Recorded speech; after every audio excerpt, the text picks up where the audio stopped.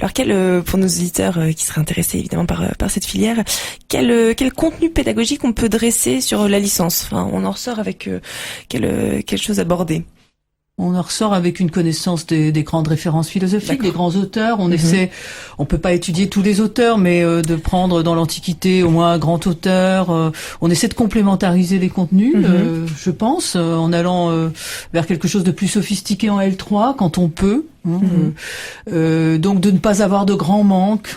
Donc par exemple on a un peu de médiéval depuis peu, on peut restaurer les langues anciennes aussi parce qu'elles sont indispensables, latin, grec, on aborde certains textes philosophiques, on essaie de lire des textes en langue, c'est-à-dire en grec, en allemand un petit peu, enfin ça reste modeste, mais c'est déjà donc on essaie d'être complet de manière que si vous lisez un livre anglais d'éthique médicale contemporaine, une allusion à Aristote, une allusion à Hume, et quelque chose donc qui se situe en anglais soit repérable et lisible par l'étudiant. Donc c'est une sorte de formation de base qui n'est pas conventionnelle mais qui est quand même largement académique, avec les bons côtés de ce qu'on peut appeler académique. C'est très souvent condamné l'académisme, mais je pense que c'est une arme quand même. Après on peut se détacher si on connaît bien quelque chose, on peut s'en détacher, on peut même être critique. Ça donne des armes critiques éventuellement à l'égard de la culture qu'on a reçue.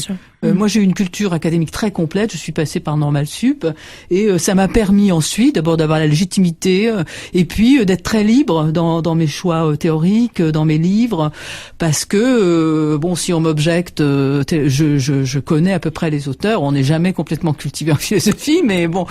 Donc, je pense que cette base académique sagement acquise, avec patience, beaucoup de lecture personnelle, c'est quelque chose qui justement va donner des armes dans toutes les dimensions. D'ailleurs, en France, beaucoup de nos hommes politiques sont passés par la philosophie, de grands sociologues comme Bourdieu, Lévi-Strauss, ou par la littérature ou par la philosophie. Beaucoup de choses sont passées. L'esprit français, cet esprit critique, qui se perd peut-être un peu aujourd'hui, est passé par des études académiques de philosophie, même avec latin, grec, les humanités classiques. Ça donne beaucoup de liberté, beaucoup de capacité d'inventivité dans beaucoup de domaines. Contrairement à ce qu'on peut penser. Donc c'est un peu paradoxal de l'académisme pour être ensuite plus libre et plus inventif, mais je pense que c'est nécessaire. On appelle aussi la règle de la liberté. Est-ce qu'on peut parler un peu de votre objet de recherche? Vous avez Alors moi personnellement je suis partie de la philo des sciences. Parce qu'en fait, dans le monde contemporain, c'est, je pense, les sciences, l'industrie, les techniques qui sont les vecteurs des modifications sociétales et aussi dans le domaine de la pensée, avec même les technologies les plus fortes. Et donc, il y a une nécessité de penser cela. Donc, il faut le faire avec les armes classiques de la philosophie, mais aussi en considérant des objets nouveaux.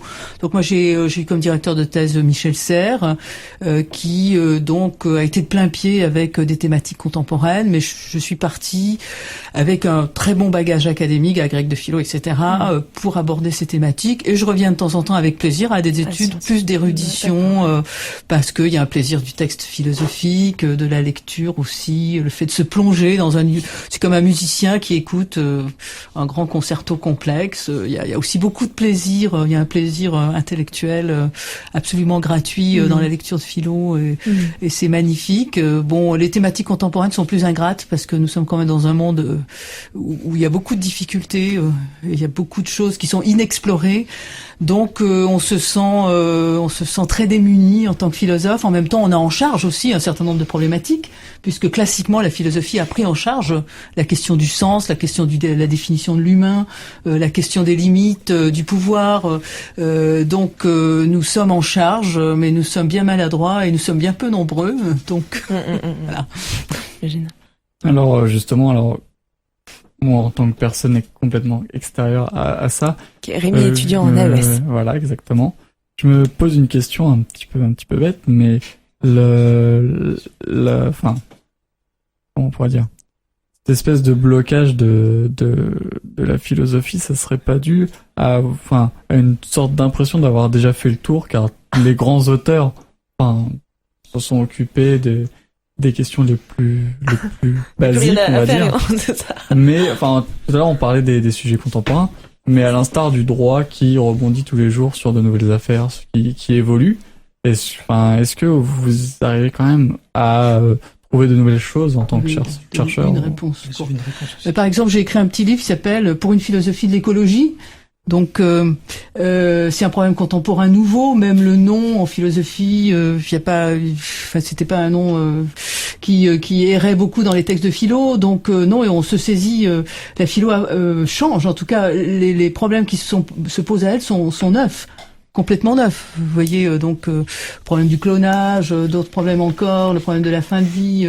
Les problèmes sont neufs, nos instruments sont anciens, mais c'est bien qu'ils soient anciens. C'est très bien. Je pense que Aristote est aussi utile que le dernier des philosophes contemporains pour réfléchir à des problèmes contemporains. Donc c'est la force de notre discipline de traiter de problèmes contemporains avec parfois des choses anciennes qu'on utilise de manière non ancienne, mais de manière un petit peu éternelle quelque part. Et puis aussi on peut avoir des références neuves. Il y a énormément de jeunes philosophes. Ils sont pas tous à l'université, malheureusement. Alors Antoine voulait dire quelque chose. Oui, pour répondre aussi à cette question, il y a un exemple que j'aime beaucoup qui montre que finalement, même des questions qui ont été posées il y a 2500 ans, elles sont encore actuelles. Je prends l'exemple en fait de la République. Le premier livre qui s'appelle République, c'est un livre de Platon. Et aujourd'hui, on pose encore la question de la 6e République, par exemple, qui est un débat très actuel. On posera sans doute la question de la 7e République quand la 6e sera en place. Et voilà, en fait, finalement, alors évidemment, la République de Platon et la République aujourd'hui, c'est deux choses qui sont différentes. Mais d'un autre côté, il y a une évolution, il y a une histoire qui font que finalement, comme la société évolue, les questions évoluent aussi, et il y a des questions qui sont posées depuis 2000 ans, 2500 ans. Il y a une chose qu'on vous a pas dite, c'est que la philosophie n'apporte aucune réponse. Elle permet simplement de mieux poser les problèmes. Donc, si on cherche des réponses, si la philosophie c'était des réponses, on les trouverait chez Aristote, on n'avancerait pas. La philosophie, ça sert à mieux poser des problèmes. Après, les réponses, ce sont les citoyens, ce sont les personnes singulières, ce sont les collectivités qui les apportent. Mais notre tâche à nous, quand on me dit à quoi ça sert, par exemple dans un de chemin de fer, on me dit qu'est-ce que vous faites, bon j'ai pas d'ordi avec moi, donc mon activité est un peu louche, donc un homme d'affaires me dit mais qu'est-ce que vous faites madame, je dis je fais de la philosophie. C'est fini ces choses-là, et à quoi ça sert? Mais c'est pas gentil généralement. Je dis mais ça sert à rien cher monsieur ou chère madame, ça sert à mieux poser des questions. J'ai l'air de dire pourquoi poser des questions? Ben si, je crois qu'il y a des questions à se poser dans le monde contemporain et en général. Donc c'est pour ça aussi qu'on n'est pas tellement persona grata dans le monde contemporain, parce que poser les questions qui fâchent, depuis Socrate, vous savez, il a pas bien terminé sa vie, Socrate, donc se poser les questions qui fâchent, on va pas jusque là tout le temps, hein, je vous rassure, mais ça a quand même un aspect au moins poil à gratter, sinon pire, pourquoi financer les gens comme ça, enfin, pourquoi leur payer des salaires élevés, à quoi ça sert?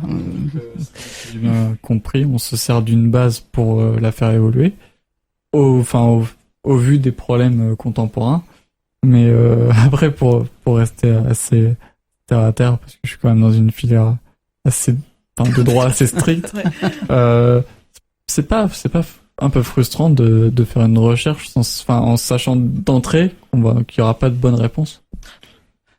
Oui, on n'est pas là pour fournir des réponses. Les réponses, il y a des sciences exactes, des psychologues, des religions, des partis politiques qui nous fournissent des armadas de réponses.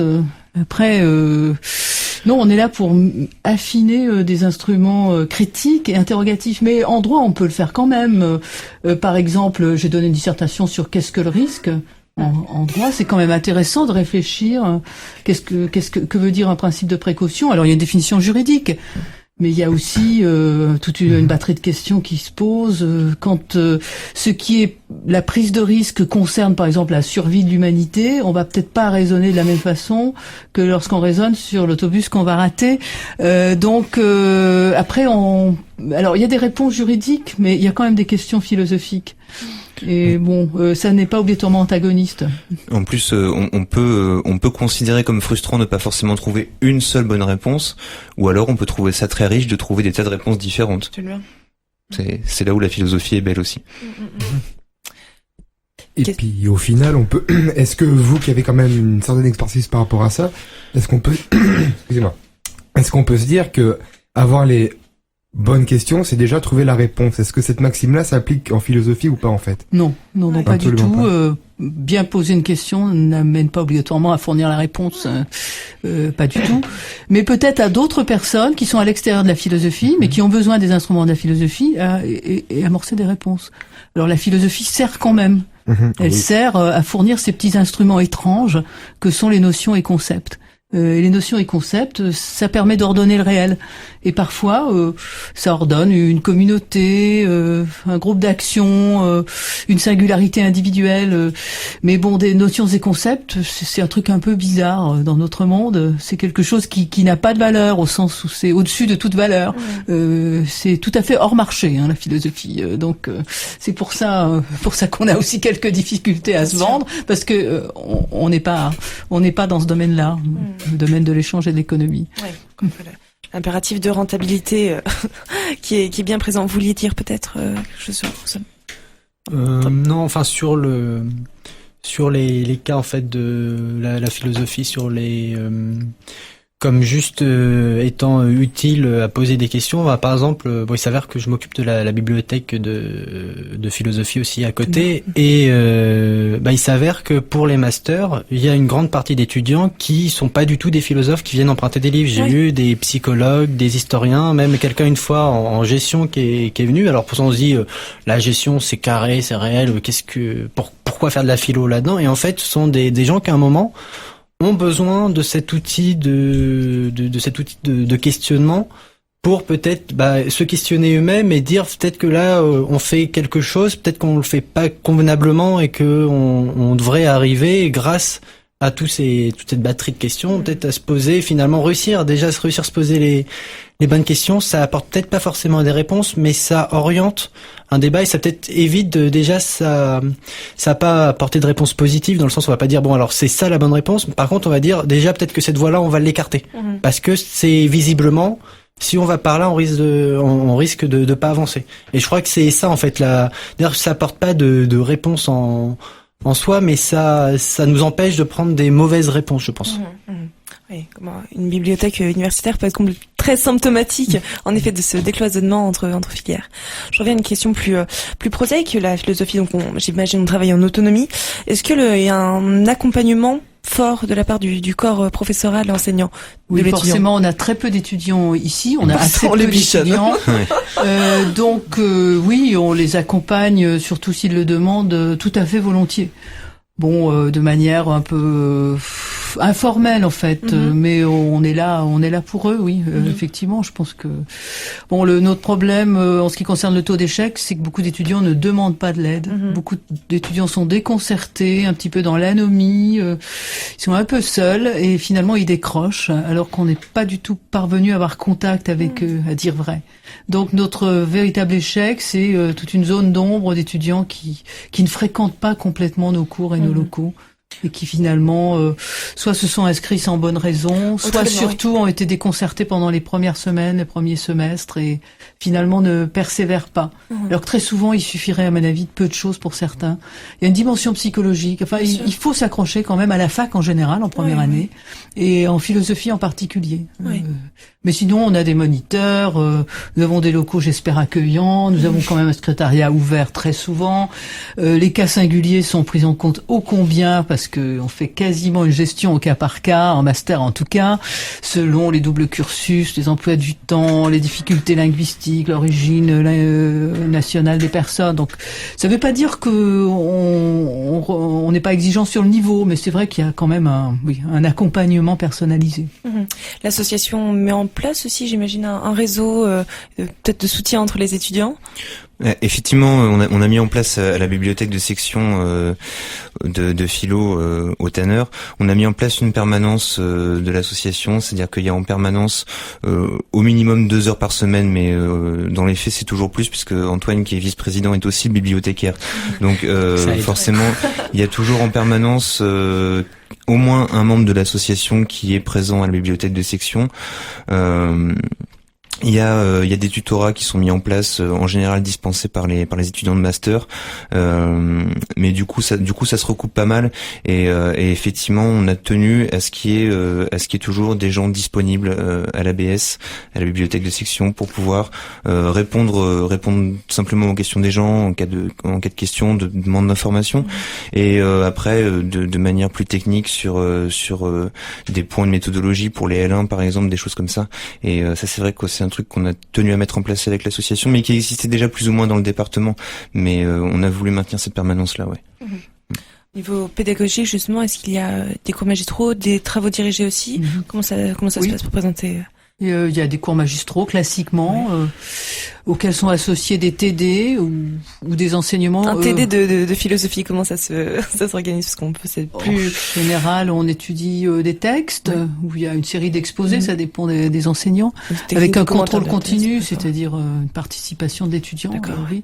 Nous avons beaucoup de chargés de cours qui sont professeurs de lycée ou professeurs de prépa, donc ils sont assez à même de comprendre les difficultés d'un première année puisqu'ils ont eu les terminales juste derrière ou qu'ils ont des étudiants du même niveau. Donc nos étudiants ne sont pas confrontés à un professeur pareil de sa toge qui du haut d'une estrade très haute tonnerait un cours magistral. Bon, il nous arrive de faire des cours magistraux parce que c'est plus efficace, à dire vrai, mais on refuse jamais une explication. Moi, je refuse jamais un entretien, mes collègues non plus. On répond aux mails.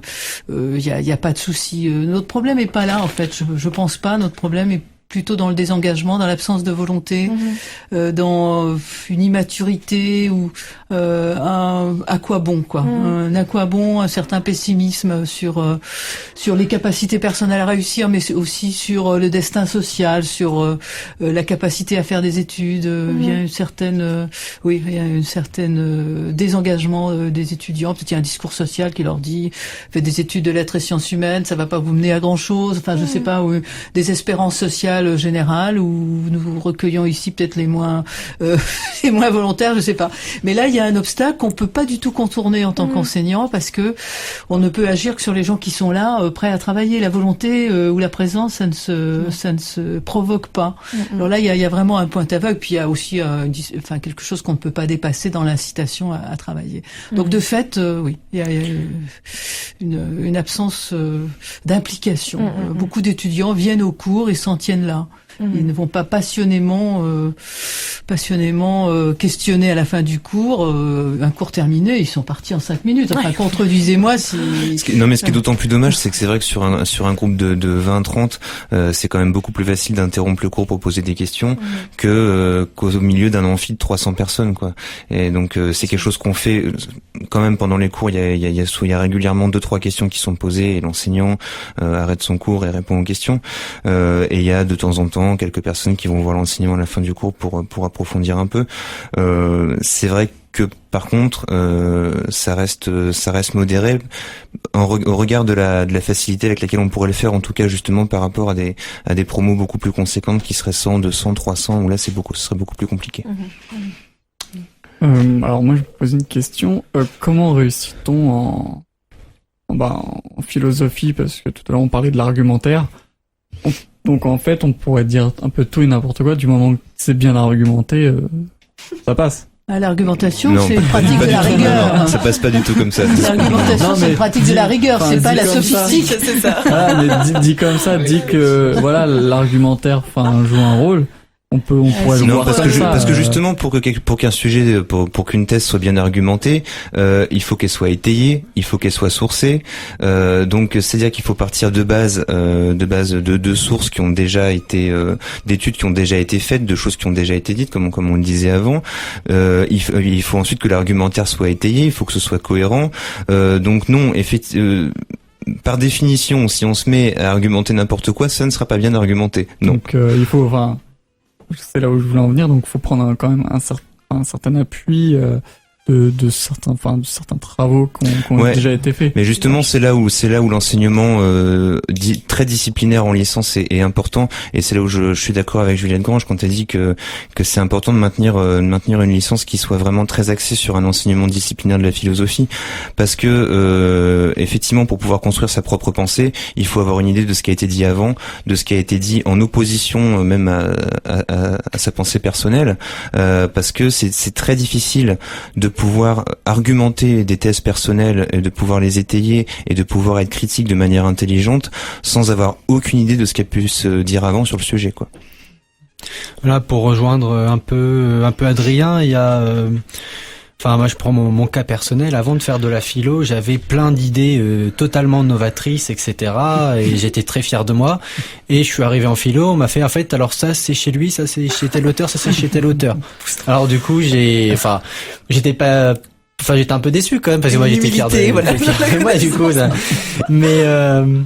Mais ça, en fait, ça traduit vraiment que finalement la plupart il y a tout un corpus d'idées qui ont déjà été traitées, et le fait de les connaître, on les connaît pas juste pour devoir les apprendre et puis les recracher. C'est pas ça l'intérêt.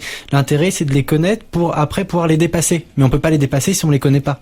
Et ça veut dire que une pensée, quand il y a un penseur qui a réfléchi pendant 60 ans sur une idée, et que nous, même si ça fait un an qu'on réfléchit dessus, on n'ira jamais aussi loin. Et à part si on y repasse nous-mêmes 60 ans, et dans ce cas-là, c'est pas très pertinent, on pourra pas arriver aussi loin. Donc le fait d'avoir ce travail, c'est un peu, on peut prendre un parallèle avec les mathématiques. Si chaque mathématicien devait redécouvrir que deux droites parallèles sont deux droites qui ne se coupent pas, dans une certaine géométrie. Dans la géométrie euclidienne, oui, après, c'est un autre débat. Mais, dans la géométrie euclidienne, voilà, si on devait à chaque fois redécouvrir ça, je pense qu'on se serait arrêté à peu près à ça. Alors que finalement, les mathématiques, c'est devenu une science très complexe parce que chaque nouvelle génération apporte sa pierre à l'édifice. Et je crois que c'est vraiment ça, c'est un principe vraiment important en philosophie.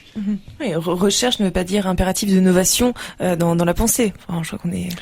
C'est plutôt un impératif de dépassement. Ouais, dépassement, à part novateur.